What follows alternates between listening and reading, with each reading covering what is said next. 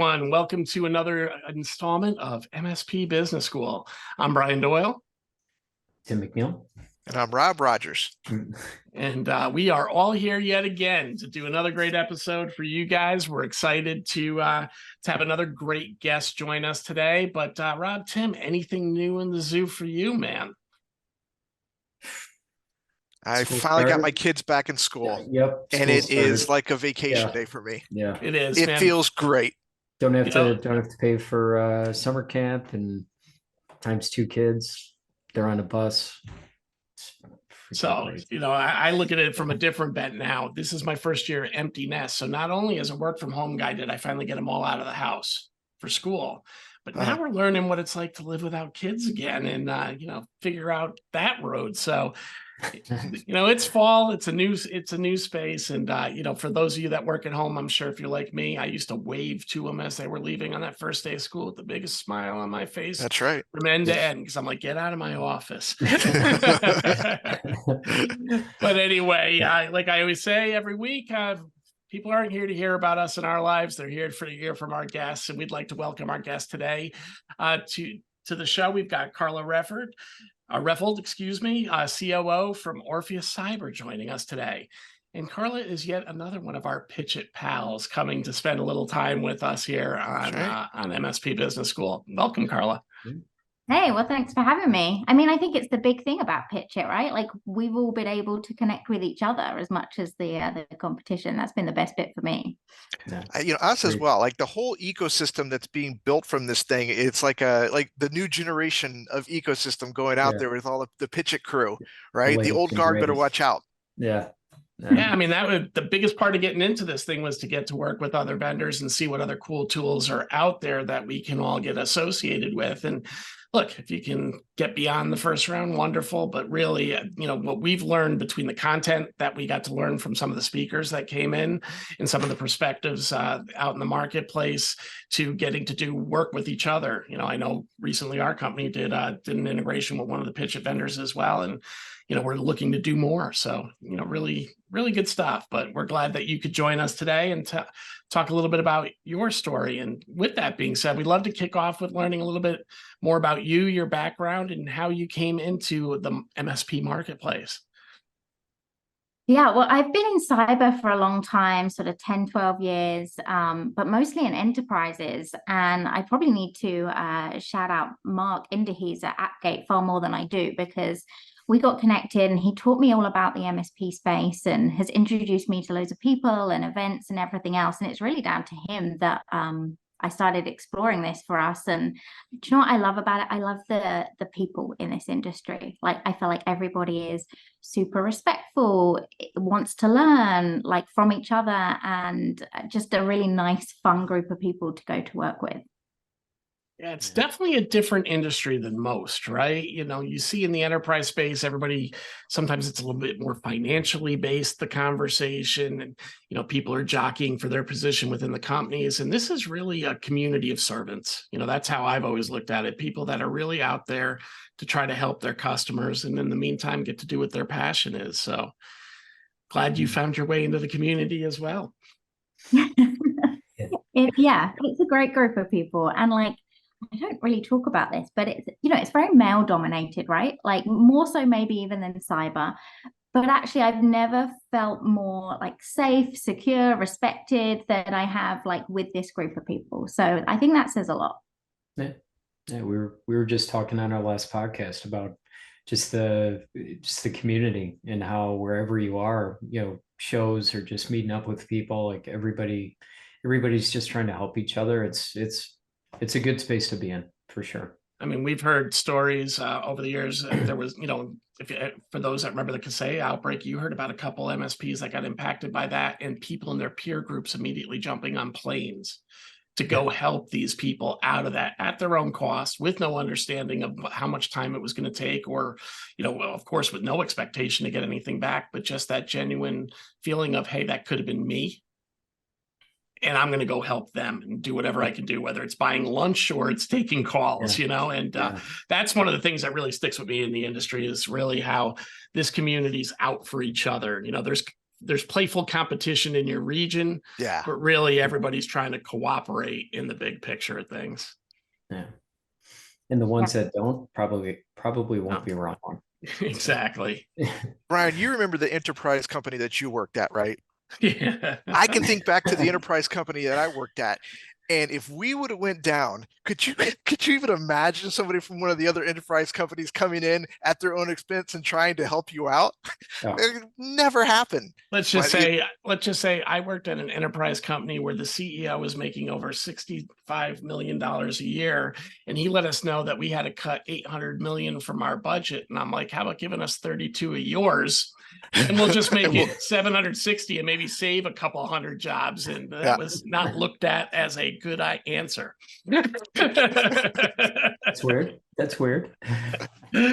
But anyway, so let's kind of dive in a little bit into what Orpheus does, because I think you're attacking a part of the market that's a relatively new conversation in the MSP space. So why don't you kind of tell us a little bit about your company and what you're helping MSPs do? Yeah, I mean, we do a couple of things. At the heart is threat intelligence. Everything we've built is threat-based, and we then do external attack surface management and risk ratings. And the real application for that is in third-party risk, managing risk in your supply chain. And we do prioritization of vulnerabilities and a few other things. And what I've really noticed in sort of the just under a year that I've been working with MSPs is how many more now care about third-party risk than they did a year ago. Like, it is relatively new. Generally, small businesses and MSPs don't care about cybersecurity. Maybe MSPs do, but maybe not the customers. They just expect it to happen, right? And so actually saying you not only need to care about your security, but the security of the people you work with is another step. But we're really seeing that actually MSPs are maturing quickly, and that this is something more and more are starting to care about. And what I like about what we've been able to do is I've listened to the market, right? We're multi-tenanted, we'll let you pay monthly. A lot of things that other companies doing something similar won't do because they're not set up for MSPs. So yeah, it is relatively new. You probably do need to be at a certain maturity stage in your security journey to want to work with us. But then once you do, I feel like we're kind of positioned right where you need us to be. Yeah, and I love that perception of it, because it's something we started to see as well. The CISO as a service market, compliance as a service market is really where we're seeing a lot of growth as well. And when you look at that, I think the reason it took a little while for MSPs to get on the third-party risk bandwagon is they were still worrying about, or still working on getting customers to understand risk to themselves, right? So, you can't go out there and say you got to worry about third parties if they're still not taking a full serious stance and serious look at their own security posture. But obviously with the advance of cyber liability, the stories that have come out now about cyber liability not in the coverages not being paid out because people were not truthful in their assessments, I think the market is starting to realize security is really important. And then when you start thinking about downstream vendors, it just becomes the natural next evolution. And, this is a poised and great time for you guys to be getting involved in that and becoming those forefront of thought leaders, because the MSPs still don't really know what that means yet. Yeah. And, it is a hard thing to wrap your head around. Like, the enterprises that we've worked with previously, some of them have been doing this for 10 years and are still struggling to get their head around it because they work with so many vendors and they need to know who they are and keep on top of that. And then, like, how do you prioritize which ones you want to go work with? It can be really extensive. So, anything we can do to make that simpler and easier, so we ultimately all become more secure, right? If you're helping your supply chain become more secure, not only are you more secure, but we all are. So if I'm an MSP and I'm thinking about getting into third-party risk, what do I care about? What should I be caring about? And what are the metrics I want to share with a customer? I think you care about efficiency. So it can be, you can go do this yourself, right? You can get a spreadsheet and a person and go do questionnaires and chase for them to come back and make this really a manual thing. There's software that can send out questionnaires, and that's typically expensive, and you're making sure that it's accurate and that you're getting it back. Or you can work with something like us where we're giving you a score in minutes based on a URL. So you need to understand that has some gaps. We're an indicator, not a full answer. but it's probably the quickest, cheapest way you can set up a third-party risk program for your customers. And I think that's when you're getting started for sure. And even as you scale, that's something you've really got to be focused on. Actually, how do I make this easy? And how do I make it easy to understand? Red, amber, green is pretty easy to understand. So that's what I think you need to focus on.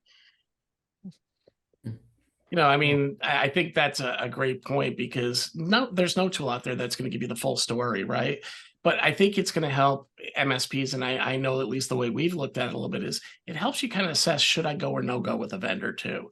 You know, if you can go out as you're in that, you know, that evaluation stage and kind of look at the different parties that you're going out and working with, and, you know, scan their URL, scan their apps that you're working in during proof of concept or demo, and see what the vulnerabilities are.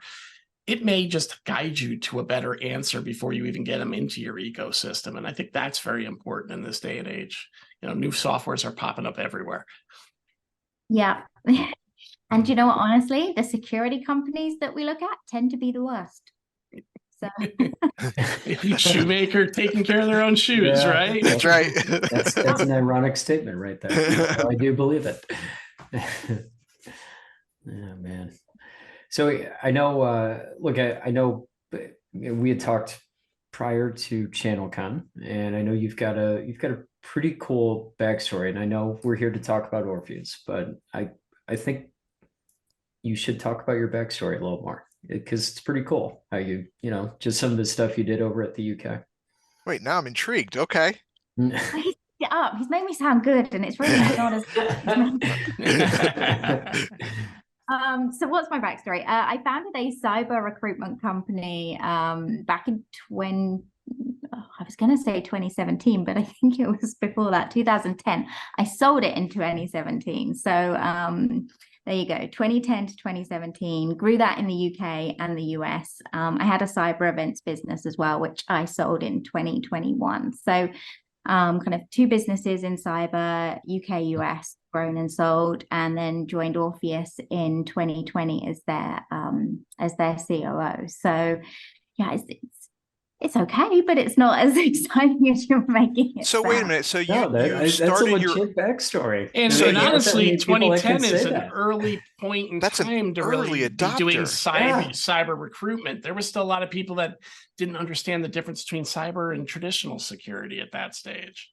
Well, I'm going to preempt one of your questions, because you said to me before we got started, what's a pivotal moment in your career? So that business was started to do risk and compliance recruitment. And I met a guy who's passed away now, but he was very senior in information security. And he said, you know what, you should check out this cyber thing. I think it's going to be big.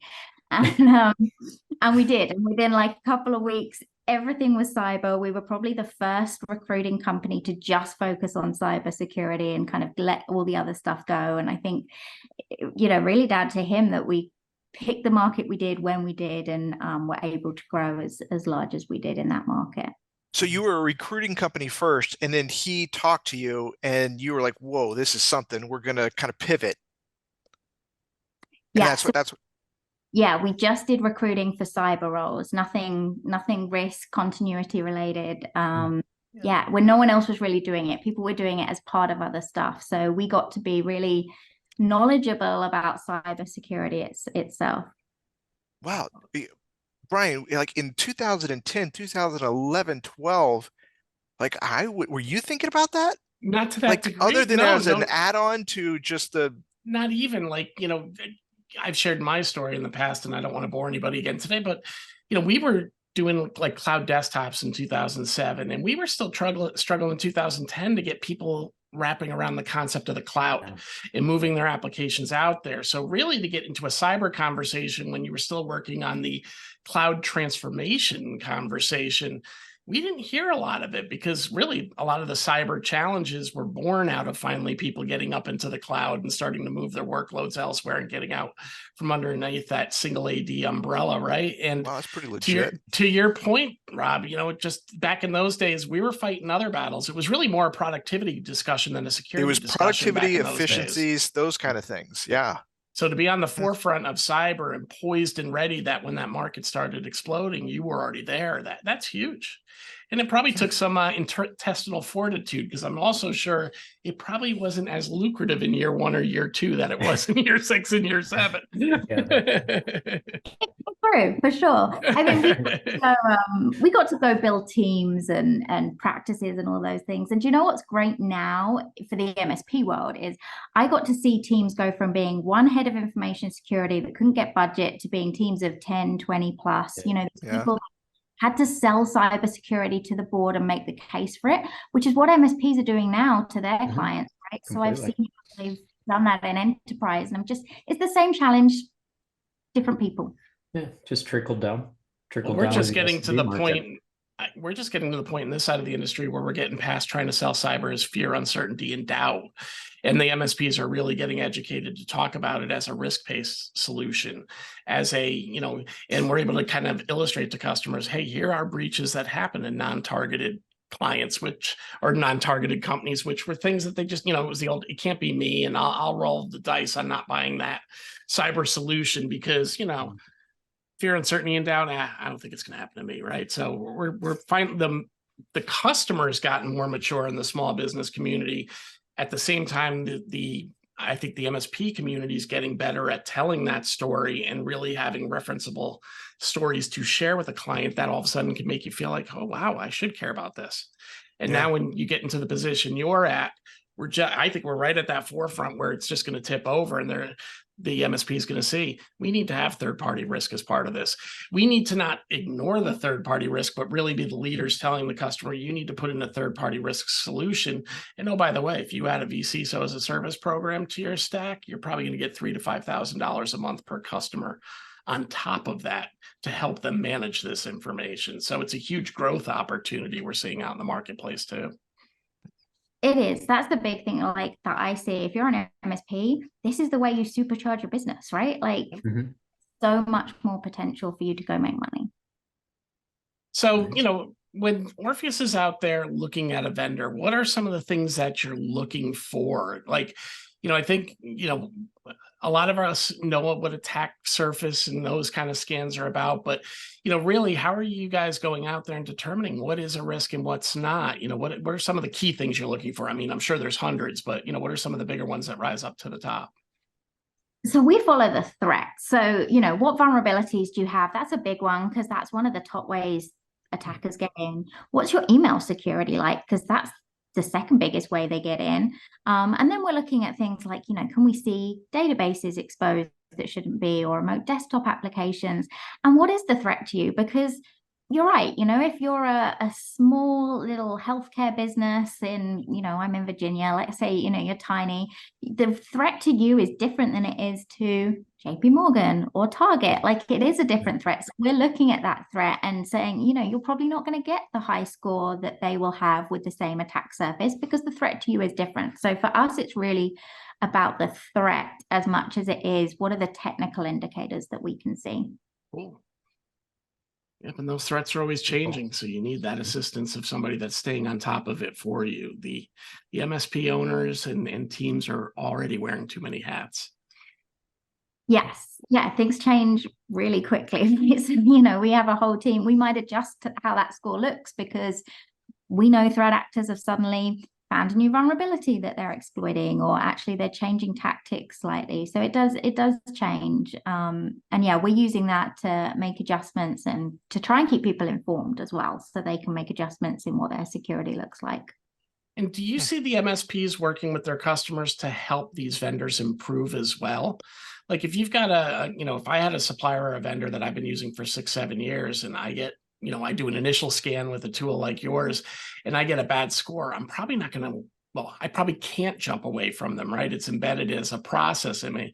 Do you see some of your clients going out and really working with these vendors to try to improve their posture at the same time? And, you know, I'm trying to think of other ways that this could be really a door opener for MSPs to maybe even around client acquisition.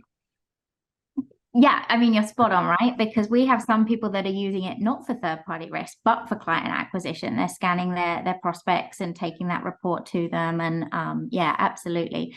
So yes, you can either do that yourself, go have a conversation with those vendors. Here are the things that you can improve, or here's the holes you need to fix. Well, you can use us to do it too, because, you know, same reason, that's another potential customer for us. So we're very happy to go have that conversation and take some of the workload away if you want us to, or you can and use it as your own business development opportunity.